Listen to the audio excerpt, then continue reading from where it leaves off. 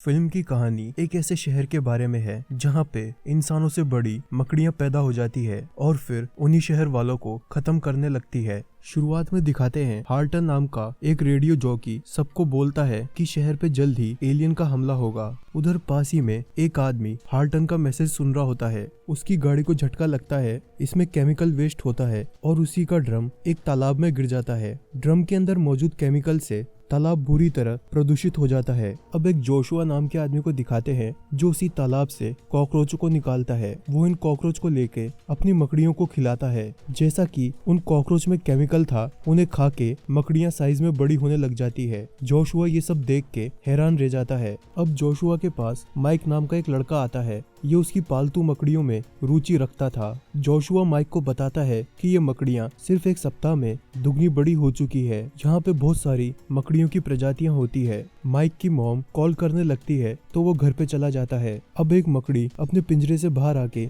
Joshua की पीठ पे चढ़ जाती है। वो मकड़ी उसे काट लेती है। जोशुआ दर्द के मारे चिल्लाने लगता है और अपने सारे मकड़ियों के पिंजरों को जमीन पे गिरा देता है। कुछ ही देर में जोशुआ की मौत हो जाती है। और अब फिल्म के हीरो को दिखाते हैं जिसका नाम क्रिस है। ये 10 साल बाद अपने घर लौट के आया है। क्रिस अपनी आंट से मिलता है। ये शहर में अकेली रहती है। क्रिस के फादर के पास गोल्ड माइन हुआ करती थी, लेकिन उसमें काम बंद हो चुका है। क्रिस को ये गोल्ड माइन विरासत में मिली है। अब माइक अपने घर पे जा रहा होता है। वो रास्ते में अपनी मॉम समांथा से मिलता है। समांथा पुलिस में काम करती है। समांथा और उसका साथी पुलिस ऑफिसर उस प्रदूषित हुए तालाब की जांच करते हैं। अब समांथा माइक को लेके अपने घर जा रही होती है तो उसे रास्ते में अपनी बेटी मिलती है जो अपने बॉयफ्रेंड के साथ एक तेज बाइक पे थी। समांथा बाइक को रुकवाती है और अपनी बेटी एशली को डांटती है। घर आके माइक जोशुआ को फोन करता है, लेकिन वहाँ कोई फोन नहीं उठाता क्योंकि जोशुआ तो मर चुका था। अब शहर के मेयर को दिखाते हैं जो लोगों से वादा करता है कि वो शहर की आर्थिक स्थिति सही कर देगा। वहीं पर क्रिस भी आता है और कहता है कि वो गोल्ड माइंस को फिर से चालू करेगा। मेयर ये बात सुन के क्रिस के मरे हुए फादर को हर कुछ बोलने लगता है। क्रिस मेयर के साथ लड़ाई करने लगता है। अब शहर पे मकड़ियों का हमला चालू होता है। वो समांथा के साथ काम करने वाले पुलिस ऑफिसर की बिल्ली को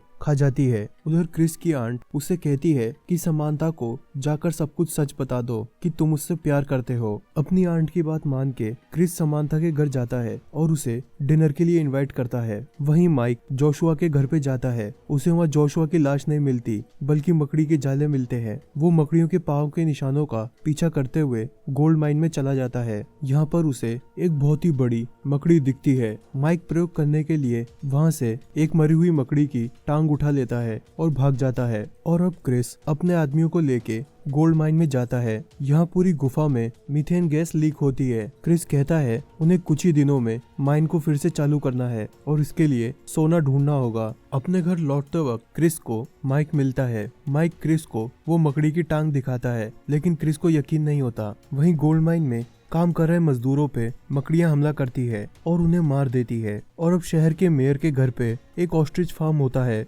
मकड़ियां उन ऑस्ट्रिच को जिंदा ही खाने लगती है। वहीं एशले अपने बॉयफ्रेंड के साथ होती है। इसका नाम ब्रेट होता है। उसका बॉयफ्रेंड उससे जबरदस्ती करने लगता है तो एशले उसे टेजर से झटका दे देती है। एशले वहाँ से चल जाती है ये कहकर कि उसकी मॉम सही बोलती थी कि लड़के केवल सेक्स के बारे में सोचते हैं। ब्रेट अब यहाँ पे मकड़ियों को देखता है। ब्रेट इन मकड़ियों को साइज देख के डर जाता है और वहाँ से भागने लगता है। ब्रेट अपने दोस्तों को चेतावनी देता है, लेकिन उसके दोस्त उसका मजाक उड़ाते हैं। लेकिन जब मकड़ियाँ हमला करती है तो ब्रेट उनकी मोटरसाइकिल लेके वहाँ से भागने लगता है। मकड़ियाँ ब्रेट का पीछा करती है और जंप करके ब्रेट को पकड़ने की कोशिश करती है। ब्रेट अपनी मोटरसाइकिल पे करतब दिखाते हुए एक मकड़ी को लात मारता है। ब्रेट अपनी मोटरसाइकिल लेके एक सड़क पे आता है। यहाँ से एक पेट्रोल ट्रक गुजर रहा होता है और वो मकड़ियाँ उससे टकरा जाती है। पेट्रोल ट्रक में धमाका हो जाता है। ये ट्रक के धमाके से टेलीफोन लाइन के पोल ब्लास्ट हो जाते हैं और वहाँ पे मौजूद मकड़ियों की मौत हो जाती है। अब ये मकड़ियाँ एक सुरंग के जरिए क्रिस के घर पे हमला करती है। क्रिस की आंट का कुत्ता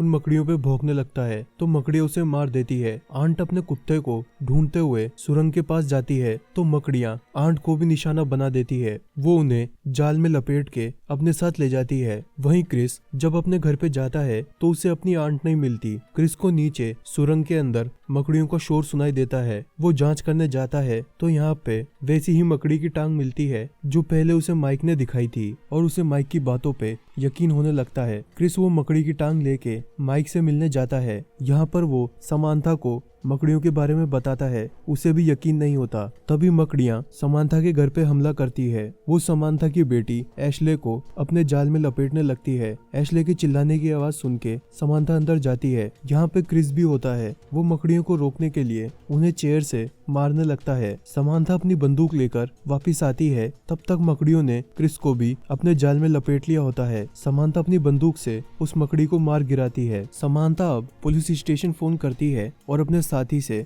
वहाँ पे मौजूद सारी बंदूकों को लाने के लिए कहती है। वहीं ब्रेट मकड़ियों से बचते हुए गोल्ड माइन के अंदर आ जाता है। वो अपनी मोटरसाइकिल पे होता है और मकड़ियाँ उसका पीछा करने लगती है। अब समांथा का साथी ऑफिसर उसके घर पे आता है। समांथा क्रिस को भी एक बंदूक देती है। समांथा कहती है कि उन्हें पूरे शहर को मकड़ियों के बारे में बताना होगा। पूरे शहर की टेलीफोन लाइन खराब हो गई थी तो वो सोचते हैं कि वो रेडियो के जरिए मकड़ियों की न्यूज दे सकते हैं। वो लोग रेडियो जॉकी हार्टन के पास जाने का प्लान बनाते हैं। हार्टन उनकी मदद करने के लिए तैयार हो जाता है। समांथा लोगों को मकड़ियों के बारे में बोलती है तो लोग ये समझते हैं कि वो मजाक कर रही है। तभी यहाँ पे एक बड़ी मकड़ी हमला करती है और हार्टन के घर को हिलाने लगती है। कार में बैठा पुलिस ऑफिसर अपनी बंदूक से मकड़ी को मारने लगता है। समांथा, क्रिस और हार्लन उसके घर से बाहर निकलते हैं और गाड़ी में बैठ के वहाँ से भागने लगते हैं। मकड़ियाँ उनका पीछा करती है। वो लोग शहर में आते हैं। समांथा कार में लगे रेडियो से शहर वालों को बोलती है कि वो सब पास के मॉल में जाके इकट्ठा हो। मॉल की दीवारें कंक्रीट की है और गेट मेटल के बने हैं।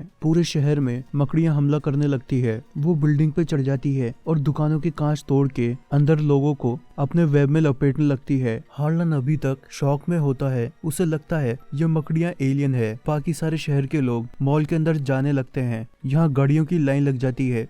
समांथा और क्रिस अपनी बंदूकों से मकड़ियों को मारने लगते हैं। वो सब मॉल के दरवाजे बंद कर देते हैं। तभी वह मॉल का सिक्योरिटी गार्ड कहता है कि मकड़ियां थोड़ी देर में अंदर आ जाएगी। वो दीवारों में छेद कर सकती है। समांथा कहती है उन्हें आर्मी को कांटेक्ट करना होगा। सिक्योरिटी गार्ड कहता है कि मॉल के ऊपर एक रेडियो टावर है जिस पे चढ़ के वो कांटेक्ट कर सकते हैं। क्रिस और हार्लन फैसला करते हैं कि वो दोनों वहाँ छत पे जाएंगे। वहीं नीचे मकड़ियाँ मॉल की दीवार में छेद कर देती है और अंदर घुसने लगती है। समांथा कहती है कि मॉल से निकलने का कोई दूसरा रास्ता होगा। सिक्योरिटी गार्ड कहता है ये मॉल गोल्ड माइन से कनेक्ट होता है। शहर का मेयर पहले ही माइन के जरिए भाग चुका होता है। वहीं क्रिस और हार्लन रेडियो टावर पे चढ़ते हैं। क्रिस आर्मी वालों को फोन करता है कि शहर में मकड़ियों ने हमला किया है। तो फोन पे लड़की सोचती है कि वो क्रिस मजाक कर रहा है और वो फोन काट देती है। हार्लन यह देखता है कि बहुत सारी मकड़ियां आ चुकी है और वो मकड़ियों का ध्यान बटाते हुए छत से कूद जाता है। मॉल की छत ज्यादा ऊंची नहीं होती। हार्लन झाड़ियों में गिरता है। वो यहाँ पे समांथा के साथी पुलिस ऑफिसर से मिलता है और अब वो दोनों वहाँ से भागने लगते हैं। उधर क्रिस अपनी जान बचाते हुए बिल्डिंग के पाइप में कूद जाता है और समांथा से मिलता है। वो सब गोल्ड माइन में